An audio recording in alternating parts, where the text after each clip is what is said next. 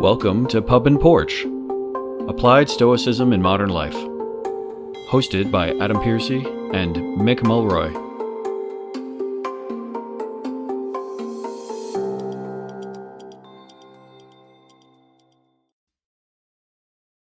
Okay, well, we are back with Mick Mulroy and myself, Adam, here on Applied Stoicism, or Pub and Porch Applied Stoicism, I should say, with our name. So welcome back, Mick. Thanks for talking today. Today we were going to talk about resilience and I guess keeping going is what a lot of people would say to that. So it's a term I think that's thrown around a lot right now. There's a lot of talk in the sort of sphere of sort of self-help or psychology or even sports and the military that uses that word. And Mick, you brought this one up as a topic for today, which I, completely agree is a very good topic to speak on. So we should probably open with a quick definition, though, to sort of set the groundwork for everybody. What do you mean by resilience when you think about talking about it? So I think resilience, it's one of the cores of what I think of when I think of Stoicism, right? If there's a philosophy that best embodies the ability to endure hardship for the greater good, to persevere when others would quit, to have the self-discipline to understand that hardships are going to happen, failures are going to happen, sickness, sorrows, but you have the desire and the capacity to essentially keep going and to never quit. In the immortal words of Rocky Balboa, it isn't whether you're going to get knocked down, it's whether you're going to get back up, right? So it's a long definition, but that's how I always saw it. Yeah, I used to coach boxing, but boxing, there's a lot of analogies in boxing for life, right? You don't have to be a boxer to get, you don't have to be a boxer to get, you're going to get knocked down. That's just part of life. And it's not something you should be embarrassed about. It's not something you should, carry with you forever in your failures, but you should look to surpass it, to overcome it. And that might be the proudest thing you've ever done in your life, right? I had a time and it just came to me. So my son, when he went to what's called the Basic Reconnaissance Course, which is an extraordinarily difficult military course, it's for Marine Force Recon. He went super young. He was just 18. Normally it's by people who have been in the Marine Corps for a while. So they're about 23, 24, 25, which seems like, for us old guys, or speaking for myself, it's like, what's the difference? It's a big difference between 18 and 24. You know what I mean? Maturity wise and experience wise. Anyway, so he's a tough kid, but he looked like a sophomore in high school. I mean, he was just a goofy looking, not goofy, but he looked like younger than he was, and he looked young. I mean, he was young.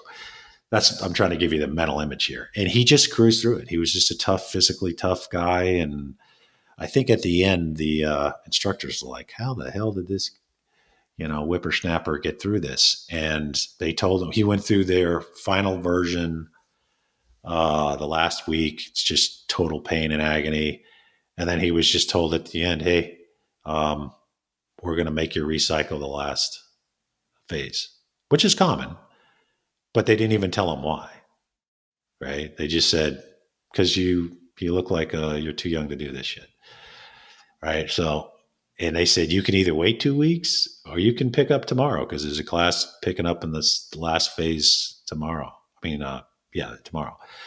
And he said, yeah, I'm going tomorrow. Bring it. Right. And then he called me, and he was, he kept his, he probably don't want me telling people this. He kept his stuff in one sock for the whole time he was, being told he was have to be recycled. But he got a little emotional when he was talking to me. And I just told him, hey, man, this right here is the proudest I'll ever be of you. Right now. Right? It's a tough thing for a father to hear. But to me, that's the epitome of resilience. So I know I'm making it personal. It's about my son and stuff, but it's stuff that I think everybody can relate to, certainly parents. But it also happens to you, and it's going to happen. And you're never going to avoid. In fact, if you intend to do nothing, then you might be able to avoid hardship. But if you intend to make a difference, you are never going to be able to avoid hardship. So it's the mental capacity, it's the physical and moral toughness. And I was just reading, this is the Stoic lessons from Rufus. For people who are looking, look at lecture 7. Lecture 7 basically says, in a nutshell, everything worth pursuing is going to cause you hardship, and you're going to have to overcome something. That's essentially what it's saying. Everything good requires an effort and the ability to surpass what you might have thought you can do. Yeah. So to me, that's kind of the way I see resilience. I think it's one of the reasons why people come to Stoicism, either because they've already had a failure, and we're going to talk about examples, real life personal examples, real life examples that people, I think, would understand from history. But at the end of the day, it really is from the beginning to the end, from the alpha to the omega. For me, that is what Stoicism is about, and you can see it in every aspect of your life. Yeah. Well, I appreciate you sharing that story. I mean, it's obviously very personal to you. We definitely have to talk about these things because it's funny. I was talking to somebody about this podcast and how we were starting it and what the theme was, and I said, it's real life. It's meant to be real life philosophy, right? And so the real life comes with those tough moments. I think even when someone is not going to take a public life stance, you know what I mean? Like even when someone's not going to do something like you and I are doing, or be in politics or whatever, right? They're still going to face these tough moments. It's all about matter of degree, right? Not everybody's on the front lines in a war zone, but everybody is going to face tough moments to them. And I think, the one thing that resonates from what you were saying at the start from your boxing, right, is that you are going to get hit, right? You are going to take that hit. And your son, obviously, he knew he was going to have a tough go because obviously that's a very tough course, right? So, and I think it's important for people to remember that we all take those tough hits. So, but it doesn't matter that you get hit. Like I come from Canada. We always talk about hockey. I don't play hockey anymore, really, but we always talk about ice hockey. And it's a physical game. You're going to get hit. Oh, yeah. I'm not. I don't appreciate the fighting in hockey now. It's very, very pumped up now, but it's a physical game. You're meant to take a hit. I played rugby for many years, which I know is common in a lot of the military academies now in the States, right? Yeah, and it's you will get hit. There will be some hurt. There will be some pain, but toughness is really important in those moments. I think if we were getting academic, in some ways, this just comes down to that regularly talked about concept, which is the premeditation of adversity, right? Premeditatio malorum, as that's Latin, but it's basically we looking ahead to the bad things that are going to happen. That doesn't mean that you have to catastrophize it, but knowing that it's going to be tough is important. But I think there's an interesting part of that for which I would love to get your input on, which is your son at the end of his course didn't know that he was going to go through another recycle. He didn't know that was going to happen. So I know we're jumping right into the personal anecdotes of you and I, but like when you have that immediate change, right? What's something someone can do, right? I mean, like I know that I've gotten that question a lot. My nephews, for example, have struggled with. We get to the store and it's closed. We miss the movie because we're too late, right? We can't watch the show because we screwed up the time on the calendar, right? So in your mind, like, how does that come into effect too? Because when going into something, and I'm not saying it was easy for your son, but when going into something it's going to be hard, that's one thing. But what happens when that adversity pops up unexpectedly, right? I think it's something else that we should talk about, because that's something I think a lot of people struggle with. I know I have myself. Yeah, absolutely. Part of it, I think, is preparation, right? So if you look at it's part of its preparation, and another part is taking it as a challenge. The whole obstacle is the way that Ryan wrote a whole book on and has become super popular. Ryan Holiday, that is, it's become super popular with athletes, right? But it applies to everybody, right? This isn't just about athletes and soldiers and stuff. It's preparation, so it's kind of making yourself mentally tough and physically tough. And Rufus talks about it a lot. And to the extent that his lectures were captured by his students, that you don't wait until the event to try to make yourself physically and mentally tough. And like you bring up a lot, and I think it's worth noting. I mean, Stoicism isn't about being some kind of robot without emotions. Obviously, um, you know, people have emotions, and it's about controlling them and using them for the right purposes. Right? It's not about losing your mind and screaming at somebody at an intersection. It's about controlling that, right? I mean, a lot of people have that feeling.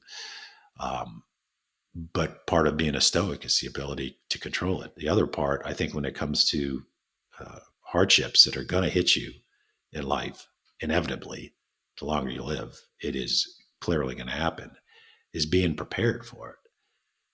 And being prepared by knowing, what's really important and what really isn't, focusing on what you can control and not what you can't.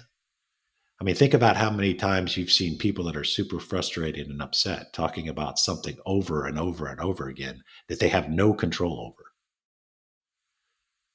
It's like you're causing yourself all this agony and anxiety, and you have no ability to affect changing it. Right. So, I mean, that's also a core of Stoicism, is focus on what you can accept or what you can control, and not just.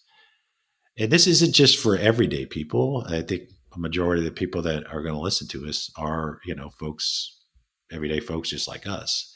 Yeah. This is also for people who have failed miserably, and sometimes to their own fault. Mm-hmm. Right? Stoicism can also help those, right? Those people who have either had substance abuse or made terrible mistakes, went to jail. I mean, went to prison. There's a whole movement in prison right now of Stoics, and I know several of them. There's the UK prison system has really allowed Stoicism to take root, and it's part of the rehabilitation process. So this isn't just the everyday stuff of life. This is stuff that people who have failed for their own reasons, for their own, fault, to put direct fault on it. And I think that's also part of resilience. You build up resilience from your own faults and from your own lessons learned, right? Yeah. What was it? A famous Oscar Wilde quote: Every saint has a past, and every sinner has a future." Right. Right. That's something that I think we should also talk about as Stoics, because we're not just here for the people who are going to be the next CEO of a Fortune 500 company, or the next, general, or what have you. It's everybody, and that's what we want to do. Yeah, I definitely agree. I think many times we speak about these things like we're all sages, and that just isn't the case, right? We all struggle with these things. We all find these tough times, right? The ability to keep moving, I think, is the important one, and that's sort of what you were saying, like keep moving. And what do we mean by keep moving? My team members, especially some of my young team members in the safety team that I lead, they struggle sometimes with whatever keep moving means. And it's like, well, what's the end goal here? Because just because it means that you're going to do this a different way now, as long as you're getting towards that end goal, that's important, because what you control is doing the work. I mean, whether or not someone else disagrees with what you've done, I mean, that's fine. But at the same time, like, do you agree with it? Do you think it still stands? And pushing ahead with that doesn't mean push ahead blindly saying I'm right, but it does mean the sense of, if you've rationally looked at it and reasoned yourself towards this goal and this action, then you should be able to do that. Paraphrasing, I think it was Marcus. I think I've said this before. It might have been Socrates. Now that I think about it, they sort of praised, like, it doesn't matter whether you do journal or you do meditate or you do whatever. All that matters is that you're trying, right? And you keep going forward. And I think that's a key point. I'm sure when your son was going through that, you called it recycle, I think, right? Where he goes you back have to through that do like last a cycle. phase over. It happens a lot in Ranger School too, which Right. he did as well. Yeah. Right. So if you do, I'm sure when he's doing that, he wasn't so much sure that he was going to finish it the second time, right? Nope. But I'm sure he would have thought, well, all I can do is try. I can give the effort, right? And in some, I talk a lot.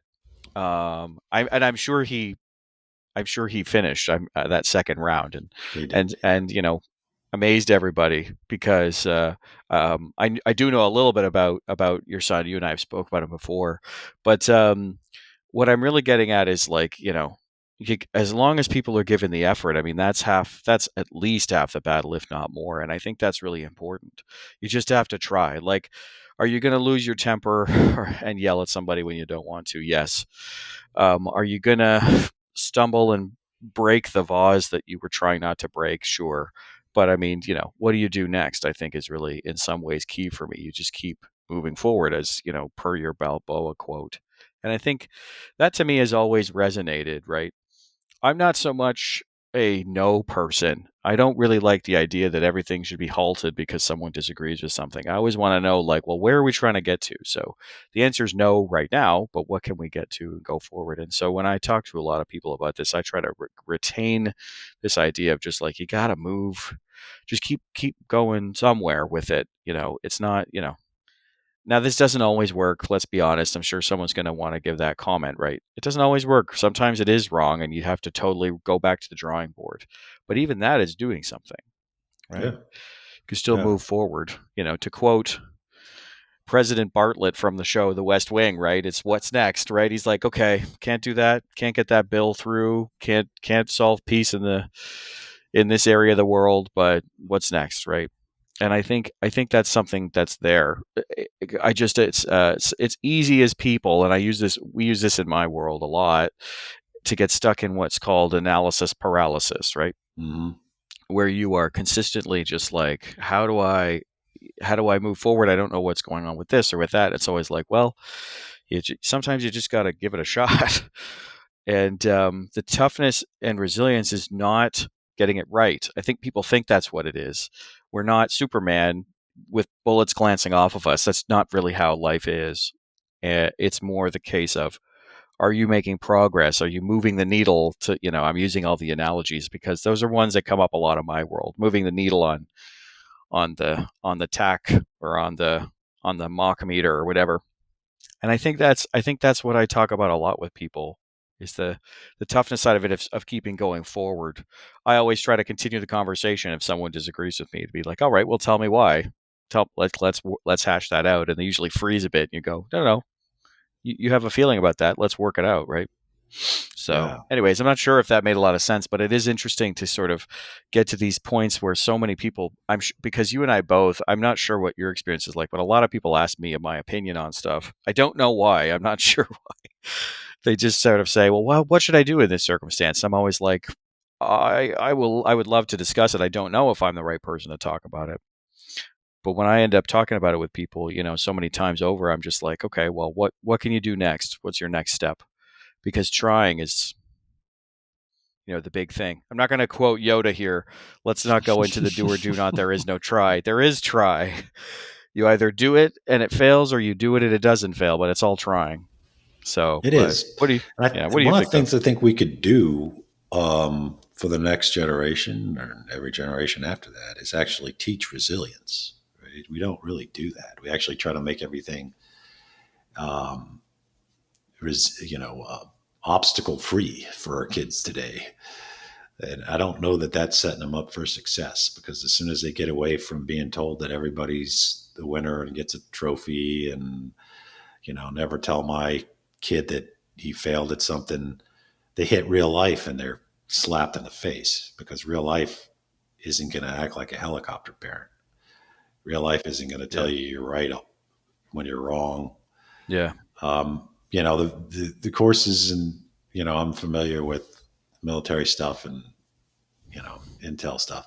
They set the courses up to do that. In fact, the reference I made from uh, Walton was the course is designed to do that. It's actually Mhm. designed to recycle people, and so are a lot of other military courses, plenty that I Yeah. went through, because and they don't even, it might not even be for something you did. They just want to see how you react. Yeah. Because if you go, okay, I failed, so screw it, I'm not doing this anymore, these people suck, I'm going home, they say bye, because Yeah. they don't want people, that they want to see what you do when you either did fail, or Yeah. they just say, hey, you failed because I don't like the way you look. I don't mean that like physically, but they just do it to see how Yeah. you react. And I've Yeah. been to plenty of courses like that where you they just, and I think that we could do more, not just for our military members, but our business members or scientists, Yeah. and have some kind of version of that in when they grow up. I mean, I even talked to an Israeli once who said they won't put people in significant command who haven't failed before. And I'm like, what? Sounds like you're going to end up with a bunch of commanders who, were not the best because they failed. Yeah. They're like, no, Yeah. everybody fails. If you're not failing at all, then you're probably not pushing it. Yeah. Right? You're not pushing the envelope. You're just staying in your comfort zone. And that's not, one of the persons that I think who's certainly has his faults, but is always brought up when it comes to this is Winston Churchill.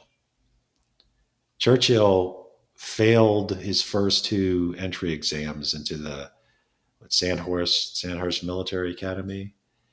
He was held responsible for Gallipoli, which was a completely failed military operation in World War One.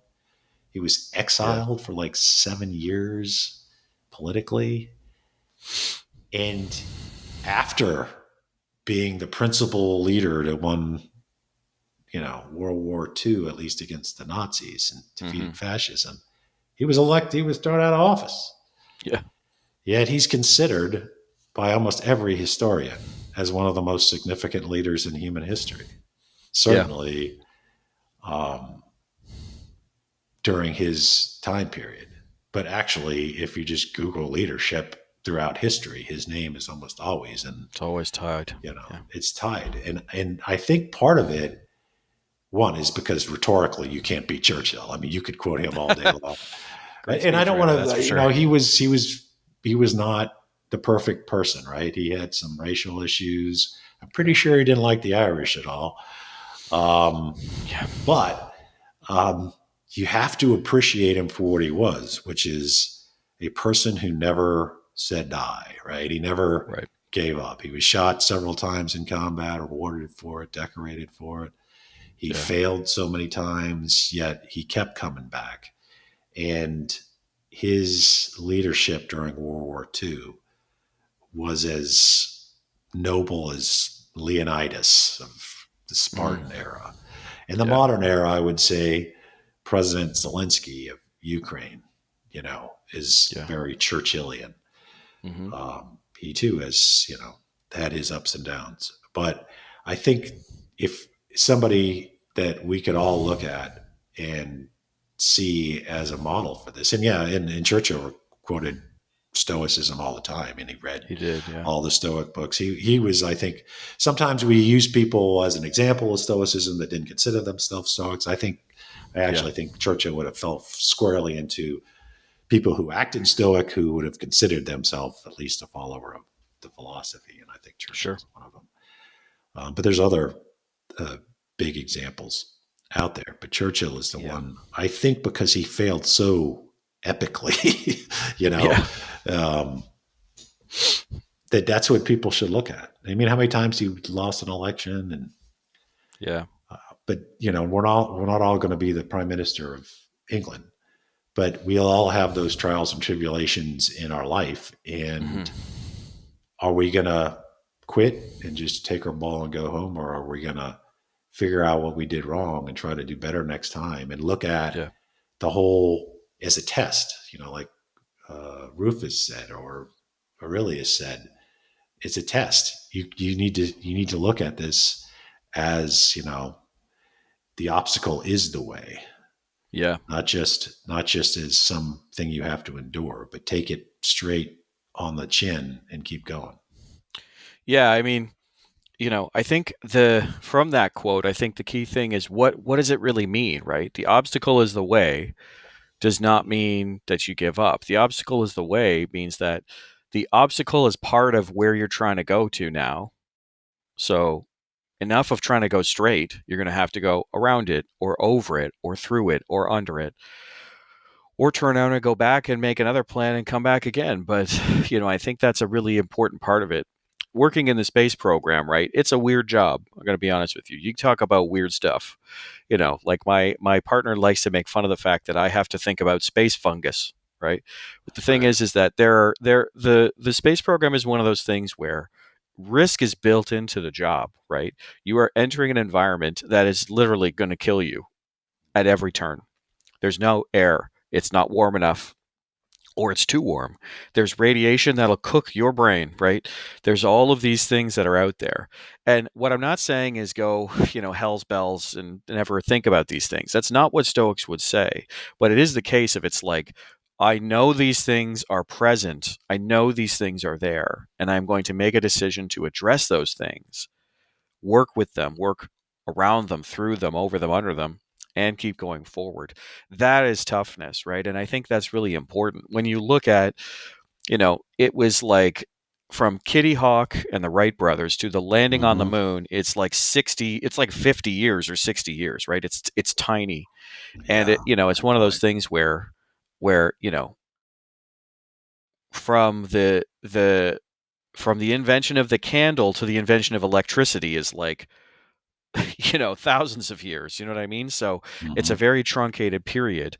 And the space program has a long history of doing that, of literally, and when I do failure modes analysis, when I do whichever, I am literally putting my assumptions out there. My assumption is the radiation is going to be bad. There's going to be, if you're going around the moon, there's going to be what we call lunar regolith or moon dust, right? We're going to talk about extreme cold, extreme hot, pressure changes. Even though you're in space, there is pressure differentials at different times, right? We're going to talk about human error. We're going to talk about mechanical failures. We're going to talk about all this stuff.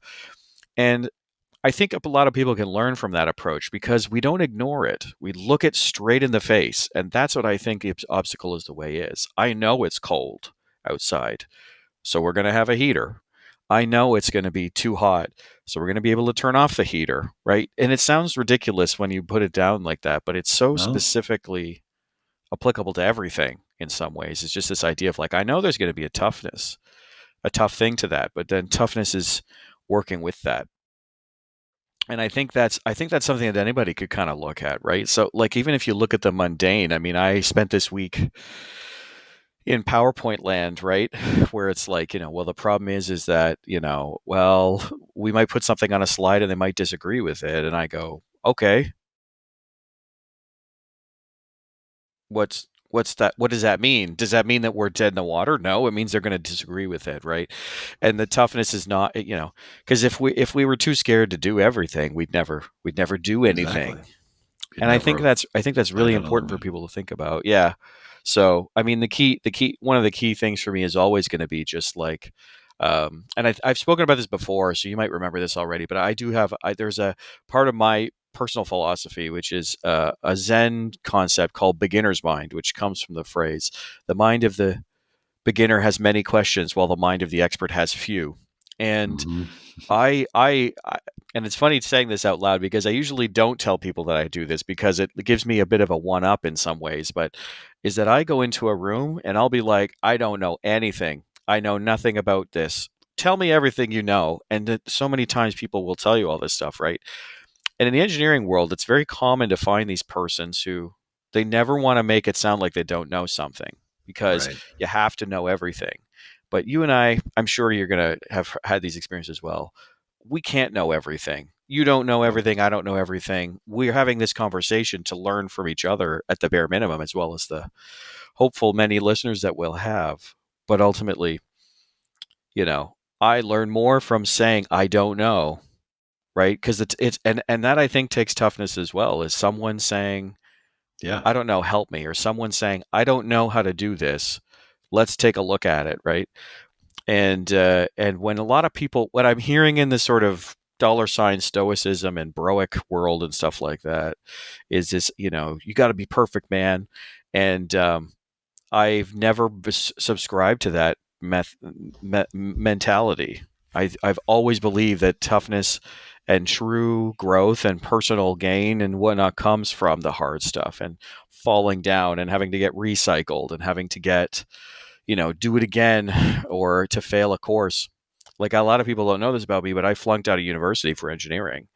And I spent a little time driving a forklift. And frankly, I use what I learned driving a forklift a lot more than I use the advanced linear algebra that I took in school, right? But it is one of those things where, like, I never gave up on that goal of wanting to work in a high technology field. Mm-hmm. And I think that's kind of what we're talking about here. Is just it's toughness is not you just people will say don't crumble under pressure or whatever, but what does that really mean? In fact, sometimes I think, in some ways, and I'd love your input on this. Sometimes I think you have to crumble a bit. You have to crumble to get rebuilt and be stronger, right? Yeah. You know, I agree. Sometimes you have, well, you have to accept your own responsibility, right? If not for you, for people that you care about. Like I remember a guy talking to me once about how he got his friend to stop drinking, right? So he was a lot of people deal with PTSD in different ways, and I think probably alcohol is the oldest oldest way of dealing with um, what we now call PTSD. And this guy was an alcoholic himself, and he had given up the drink, as they say, um, for several years. And then he saw a friend who was kind of cycling down the same path, older guy, and went to talk to him. And the guy had, like shots lined up in front of him. And he's trying to talk the guy and hey, you got all these things that you need to live for, and this will eventually end up killing you. Basically, what was he saying? Because this is beyond, just a guy that drinks too much and shoots his mouth off. This was a guy who was going to physically die from it. And said the guy just was like impervious to anything he brought up about what was worth living in life. yeah, And so he finally took one of the shot glasses and he put it in front of himself. And the guy said, "What the fuck are you doing?" And then he took his bottle of whatever he was drinking and poured himself a drink. And he said, "You drink that, I drink this." Right?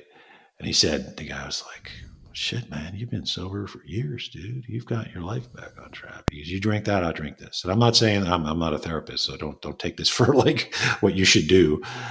But he said the guy finally just said, he just took his glass and tipped it over with his hand and said, "I get your point. I'll go with you to the rehabilitation center." yeah, Right. So my point being is, at least from my friend's perspective, and I knew both of them, the guy didn't care about himself. So nothing he could tell him was resonating until his friend, he realizes he was going to drag his friend down with him. I don't know whether I asked my friend, "Were you going to drink it or not?" He said, "Well, I was going to have to because I had like gone already past the Rubicon there. I was going to have to drink it, right?" yeah, So if so it's, I think it, as far as resilience, what's the point of that story? The point is resilience can take the form of many motivations, right? And in this case, it took the motivation of, I don't care so much about myself, but I care about my friend. And if I take this drink, he will too, and he'll go back down the same path, and therefore I won't. And this person didn't. I still know them both. He didn't drink again. Actually, he thought therapy or rehabilitation, and it worked. But he had to find a reason, right? So if you think about the famous quote where you can find hope, there's always a reason. I think I'm misquoting it, but you get the point. That's what he found with his friend, right? So again, this is for your everyday person who tries to get a promotion at work and doesn't work out. It's for the athlete that didn't make the team, but's going to work harder and try again next time. But it's also for people who failed miserably, sometimes for their own reasons, for their own, blame. Resilience is something you never give up on. That's the point of resilience. And you can always prepare for it starting now. Right? Yeah, absolutely. Why don't we take a quick pause so that we can get ready for part 2, which was something about a topic I was going to bring up along the lines of resilience. But we'll take a quick pause here. I'll edit this part out, but it's just to give us. I don't want to have to do 2 recordings. There's no point. So. Yep. Okay, well, we're back talking about resilience and toughness. And one thing that I wanted to talk about today was the concept of resilience as I think about it from the engineering world, which is sort of an odd concept in itself. In the engineering world, resilience is the ability for something to return to its original shape. If anyone knows the Challenger disaster, that's a very famous time where resilience was not met by something. The O-ring that sealed in the hot gases from the inside of the solid rocket boosters was not resilient at certain temperatures. So if you squished it, it did not return to its original shape, and it let hot gases through, and that burned through and led to the catastrophic event that was Challenger. And it was actually demonstrated during the Rogers Commission hearings by Richard Feynman using a piece of the O-ring and a glass of ice water and a clamp. And I look at resilience in the same way here. Now, interestingly enough, I don't think anybody can go through these tough moments and return exactly to how they were before. I think if they were doing that, it removes the wisdom that you get from learned experience that Mick was already talking about earlier, right? You learn from all of these tough moments.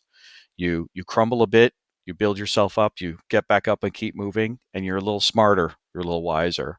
But I do think resilience of getting back to the action you're trying to take, even when you stumble, that's the way that I look at it. And I think for me, I look at resilience in that way because it's the most easily repeated way in my mind of how to keep moving forward, especially for those everyday persons who are dealing with their car broke down, they didn't get the job, they're stuck in the rain, didn't make, missed the date with the girl, whatever it is, right? And those things are minor, right? I will agree. I think a lot of us would say it's minor, but it can feel very important and major at the time. But I think, for me, resilience is this ability to come back to that.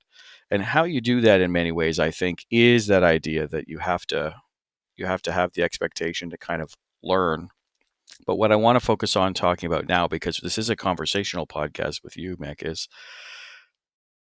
how do you talk about hard stuff without crumbling? Because it's so easy for people when they talk about these things that they feel embarrassed or ashamed because they didn't make it through. So I would imagine you were talking earlier about your sons. They made him recycle a part of the course. That was a very tough conversation to have with you because you're his dad, right? And he's probably sitting there going like, "Oh, I got to tell my dad they want to make me do it over. I don't even know what I did wrong." Maybe is something that someone might say. That sort of and it's always tough to talk about, and for those that aren't parents yet, but it will be. Yeah. you'll see it's like whatever happens to your kid happens to you, and even more so. Like it's Yeah. even more like it's more like you would rather, if your kid gets hurt, you'd rather just like take the pain, just give it to me and I'll deal with it. It really does change your perspective on a lot of things. Yeah. So, I failed plenty of times and I think I got up and persevered, and I probably had less of a emotional reaction to that than when my kid was worried that he had failed, and that I would be, embarrassed, not embarrassed, but disappointed type that of he thing. let me down was what he was kind of saying. Right. That, and my point of telling the story is that in times like that, you really set the standard for who you are. Mm-hmm. Like it reveals who you are to everybody, which is why they use it so much in leadership training. Yeah. Right. If you fall apart when you fail, then you will fall apart, period, because you will fail. You see what I mean? So, Yes. there's even one, it's a small thing, but it's like this, it's a weird obstacle course where you got to do it as a team that the Marine Corps uses. And apparently it came from Germany, but and you probably like it because I think engineers do really well at it. It's like you have certain things you have to make something work to get across a river or things like that. Okay. Well, it's designed that eventually you can't figure it out. There's no answer. So you go through all these things, and at first you're like, "Oh, we figured it out. Aren't we smart?" And then it gets more and more complicated, and you have to really work together because one, you can't actually do the obstacle unless you work together. So it's a good. They could use it. They should use it in school, right? It doesn't have to just have a military application. In fact, it could totally be any leadership. We should teach leadership much better in actual primary school and then college.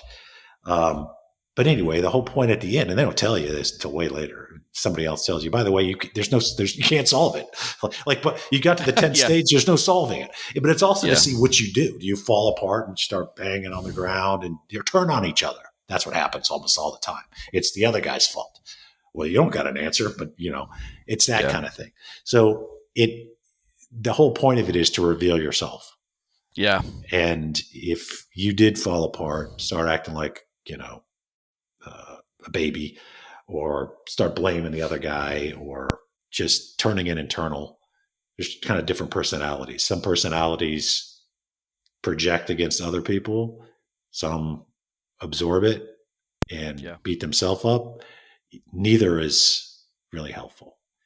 And I am a big proponent of that. That actually, I can't remember what it's called, but you could probably Google it. I think they should teach that in high school. Yeah. Right. It's how to make leaders and followers, because you got to be able to do both. You have to be, a person that can be a follower and a good one, dedicated, loyal, committed, whether you're in charge or not. And you have to be the leader that sets the example. If your people are going to work, 60 hours a week, your ass better be working 60 hours a week. Yeah. That's what they call servant leadership.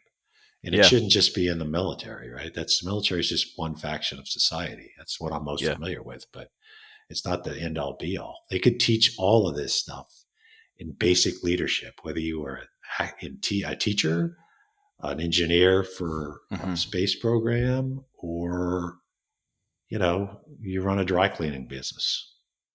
Yeah. There's core principles of leadership. Absolutely. And I ascribe my own personal leadership style to servant leadership. I think the term I use a lot of the time is leaders eat last, right?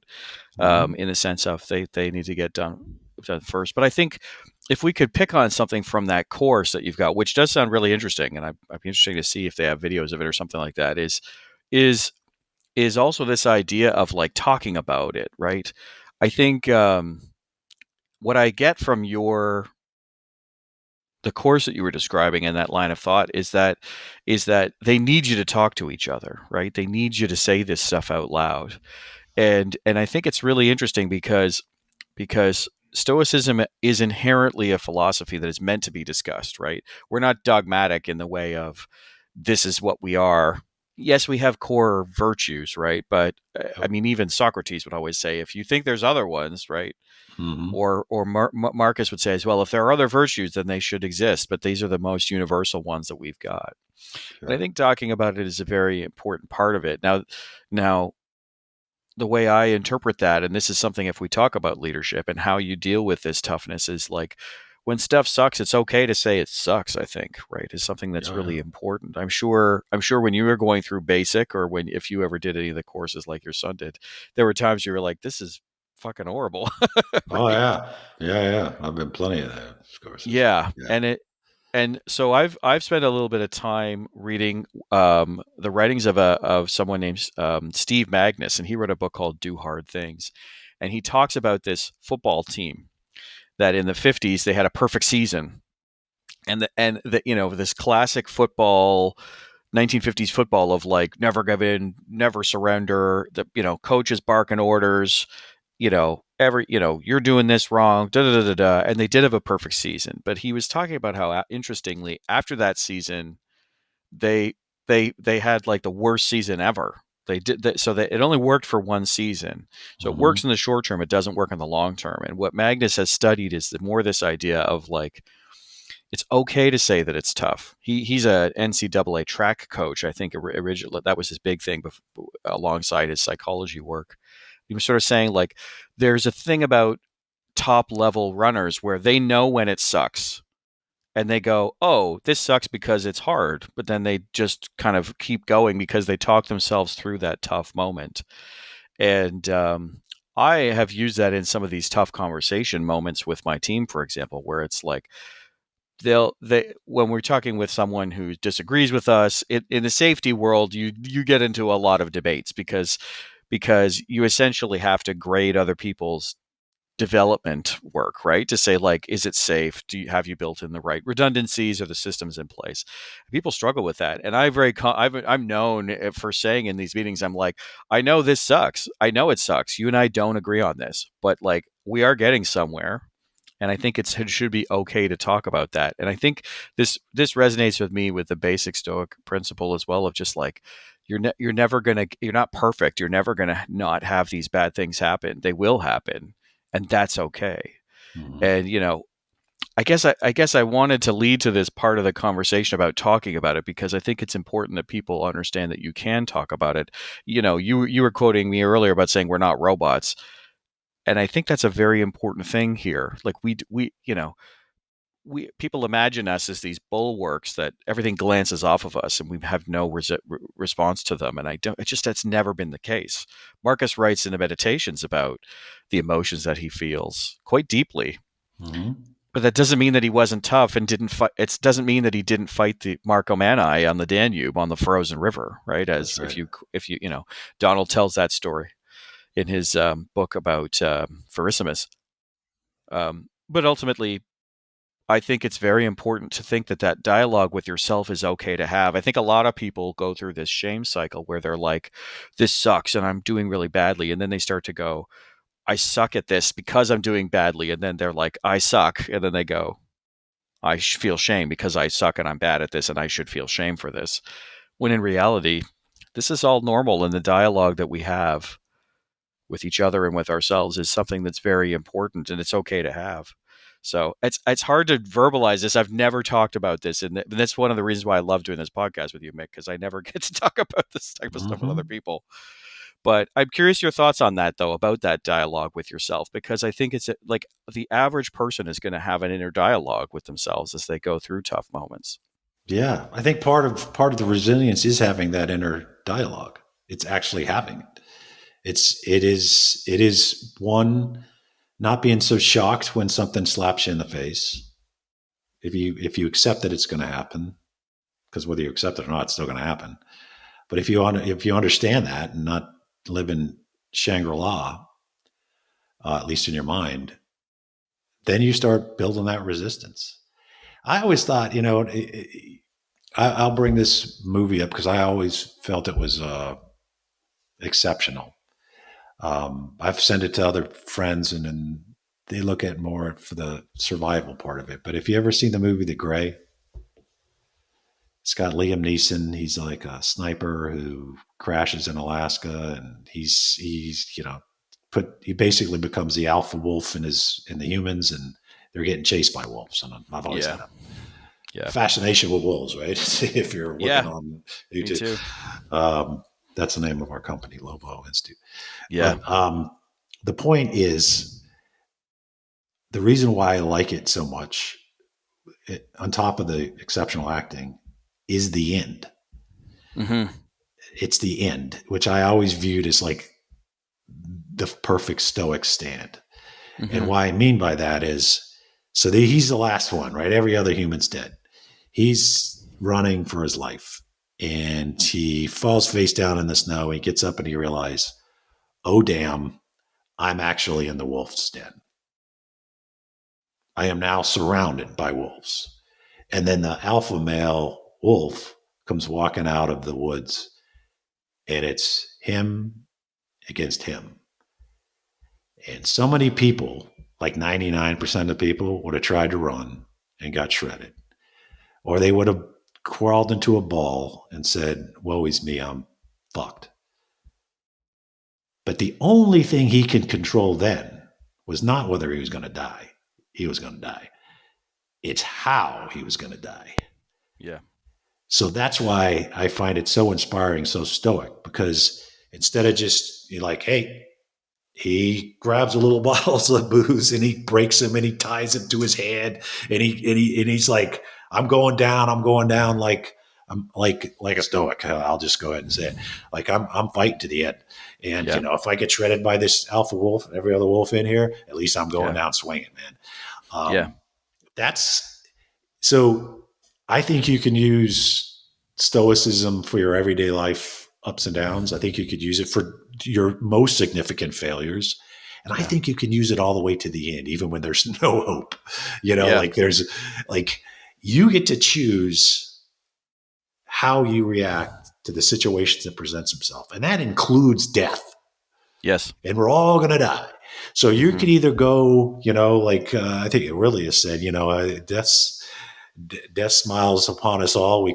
All we can do is smile back. That's what I'm talking about, right? All the way to the end. So this could be, from when you screw up in school to when you get fired from your job or you don't make it in an academic pursuit and you have to get back on the saddle, all the way up to death, which you might not be able to determine how it's going to happen.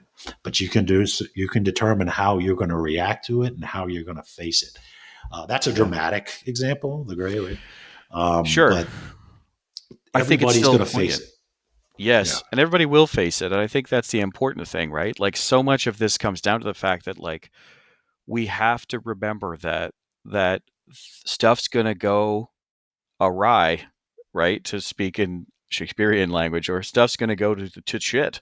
It just happens, right? I mean, you're in a meeting and you present something and it turns out that's not what they wanted to hear. Or you're talking to a friend and it turns out they're cheating on you with your partner or whatever, right? Like so many things will happen.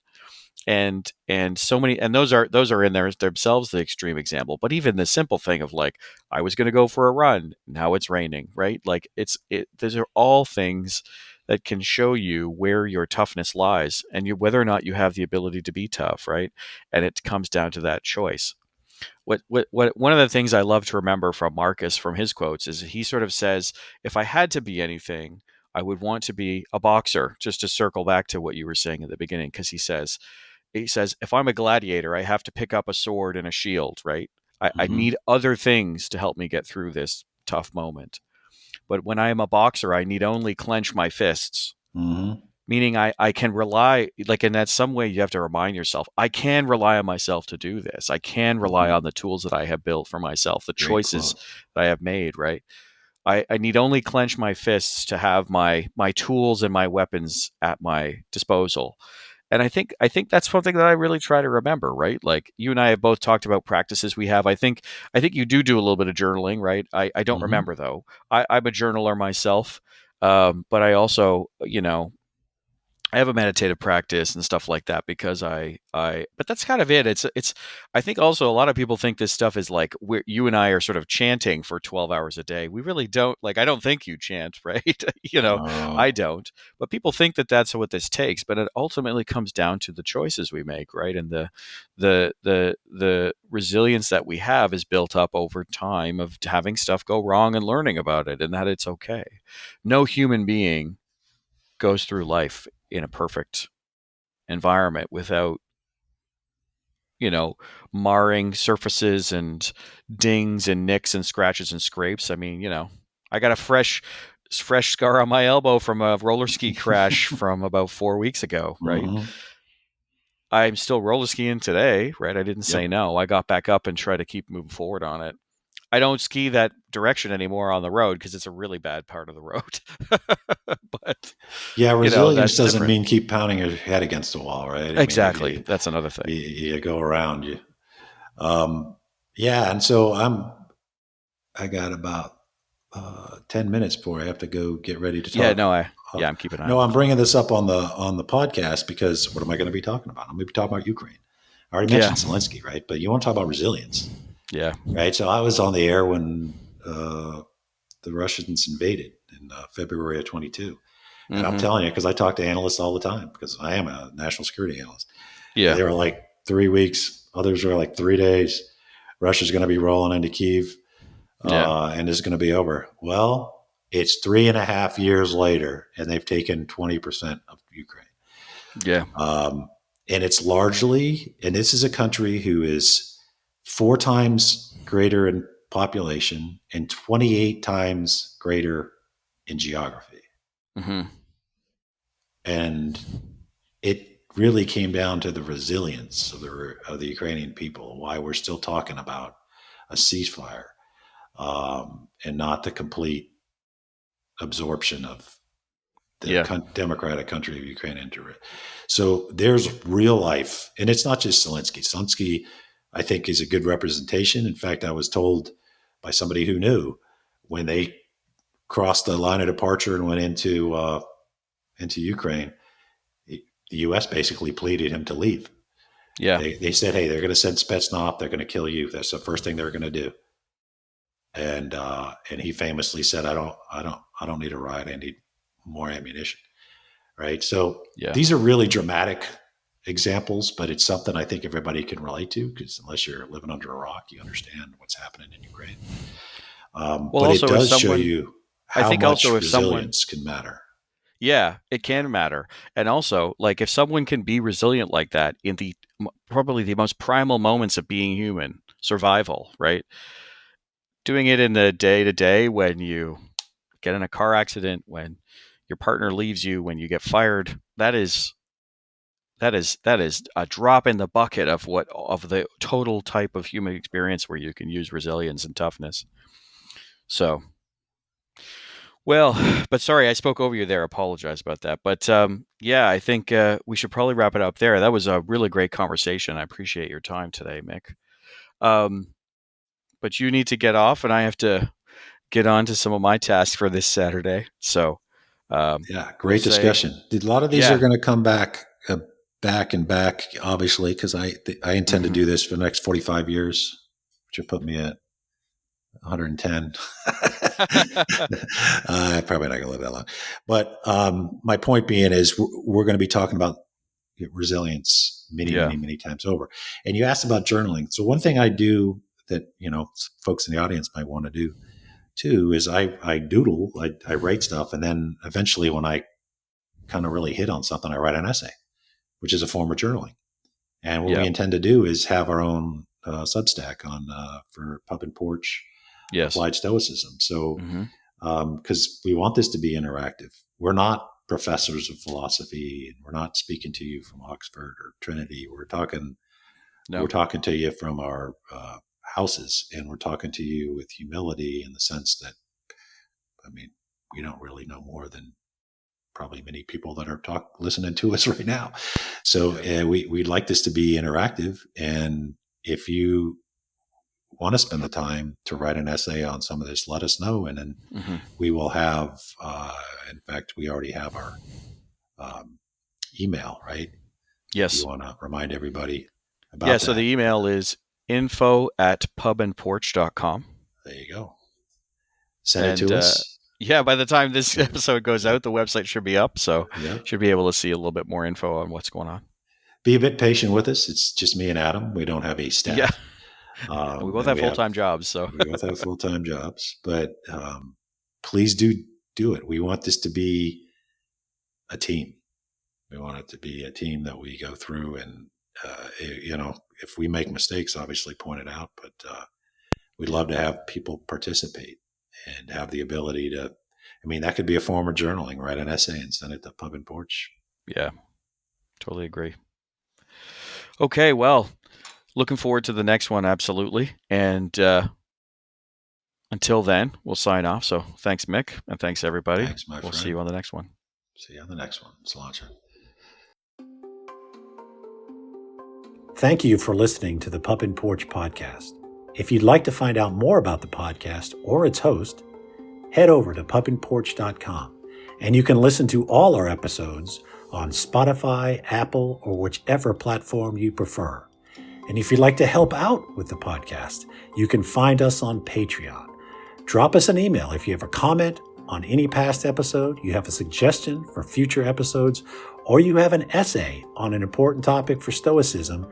Send it to us, and then we can be reached at info@pubandporch.com. Today's music was provided by bensound.com. Until next time, Pub and Porch out.